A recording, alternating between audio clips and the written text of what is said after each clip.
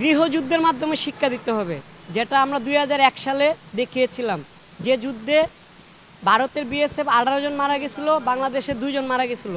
সেই শিক্ষার পর তাদের শিক্ষা হয় নাই, আবারও আমরা সেই শিক্ষাটা গত পরশুদিন আমরা দিছি, আবার সেই শিক্ষা দিতে চাই।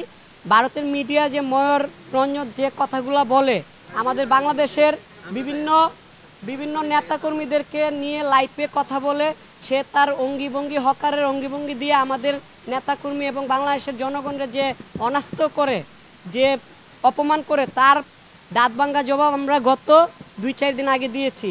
ভারত সীমান্তে তারা আমাদের বাংলাদেশের ভূমিতে আইসা তাদের তারকাটা বেড়া দেওয়ার হুমকি ঝুমকি দিয়ে তারা জোর জবরদস্তি করতে চাইছিল। আমরা বাংলাদেশের জনগণ বিজেপিকে নিয়ে সেটা পরাস্ত করছি, এবং তাতেও যদি তার শিক্ষা না হয়, সেদিন একজন আমাদের বাংলাদেশের আরিফ গণ অধিকারের নেতার সাথে টক শুতে সে বললে যে ভারত নাকি আমাদের বাপ, আমরা নাকি সন্তান। ঠিক আছে, আমরা সন্তান, আমরা মেনে নিলাম, কিন্তু বাবা হিসাবে দায়িত্ব কি জানেন? যদি জানেন তাহলে আপনারা লাগতে আসবেন না। বাবার দায়িত্ব সন্তানকে আদর করে ঠান্ডা রাখা, না হয় সন্তানের কথা, বাবা বৃদ্ধ হয়ে গেলে সন্তানের কথা মতো চলা।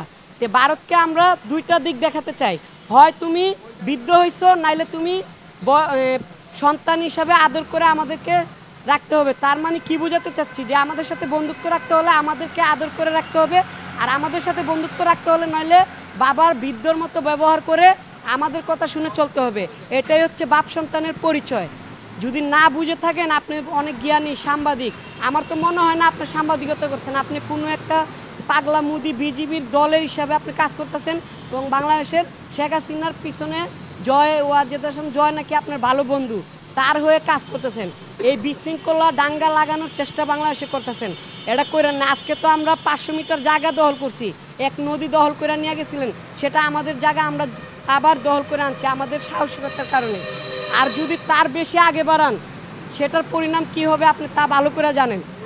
আমি আগেও ভারতকে একটা কথা বলছি, ভারত কথায় কথায় বলে যে আমরা নাকি ছোট্ট একটা মশা, আমাদের থাবর দিলে নাকি আমরা টসকে যাব, লাগে দেখা।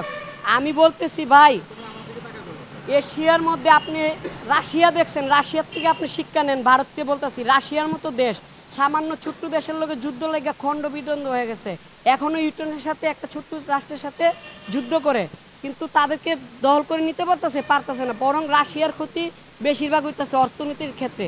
সেই ক্ষেত্রে ভারত যদি বাংলাদেশের সাথে যুদ্ধ লাগতে চায়, প্রথম ক্ষতিটাই ভারতের হবে। বাংলাদেশ কি ক্ষতি হবে? বাংলাদেশ জন্মের পর থেকেই তারা জন্ম রয়েছে তারা মৃত্যু নিয়ে। পাকিস্তানের সাথে যুদ্ধ করে আমরা দেশ স্বাধীন করছি কিভাবে? 30 লক্ষ মা বোন জীবনের বিনিময়। তোমরা আমাদের কি মরার ভয় দেখাও? আমরা মৃত্যু নিয়ে জন্ম নিচ্ছি, এবং মৃত্যু নিয়েই আজ আমরা বাংলাদেশে যে একটা গর্বিত দেশ, বাংলাদেশ যে একটা বাঘের জাতি, আমরা যে মানে সাহসী একটা জাতি, ভারতকে আবারও প্রমাণ করে দিলাম আমরা। চাঁপাইনবাবগঞ্জের সেই ভারত সীমান্ত এবং বাংলাদেশ সীমান্তর বিজিবি এবং আমরা দেশের জনগণ যা দেখিয়েছি, তাতে যদি ভারতের শিক্ষা না হয়, আমার মনে হয় তাদের সাথে আমাদের একটা